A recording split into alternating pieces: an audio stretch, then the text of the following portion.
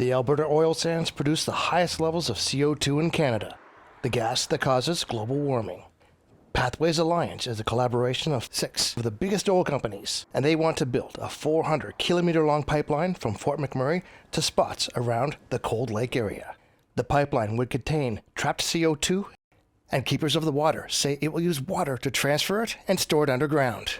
It's called the Pathways Alliance CCUS project, and it's a $16 billion project. The recent federal budget allows a 60% tax credit for carbon capture investments. Jesse Cardinal, the executive director of Keepers of the Water, says CO2 is a huge issue, but the lack of water and contamination issues make the project unviable.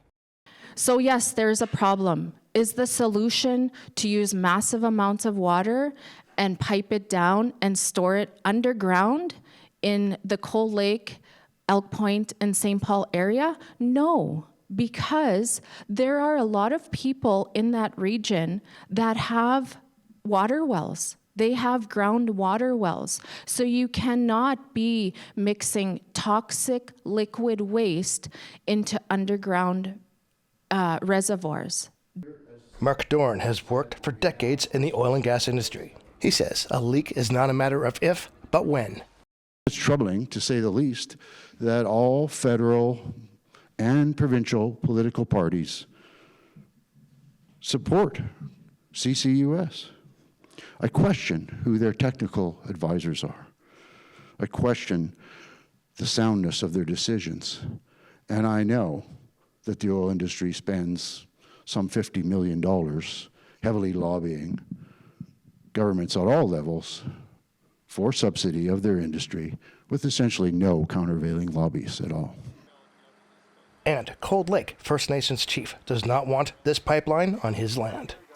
They talk about reconciliation, but all this stuff happens, bills passes without our consent or even knowledge about it. You know, even when we give input, you know, they're just totally ignored. Pathways Alliance President Kendall Dilling sent a statement to APTN that read, in part, carbon capture and storage is a proven technology used around the world, including here in Canada.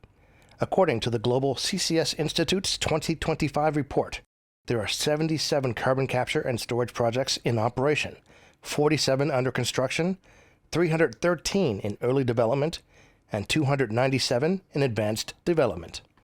The office of Tim Hodson, the Federal Minister of Energy and Natural Resources, told APTN in a statement, in part, that the new federal government's approach to building major projects is grounded in partnership with Indigenous right holders. We will always work with impacted Indigenous peoples to ensure their concerns are heard and addressed in a meaningful way.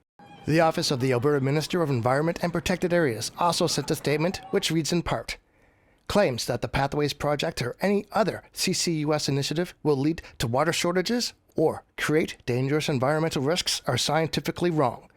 No water will be in this pipeline, which will move CO2 as a compressed gas.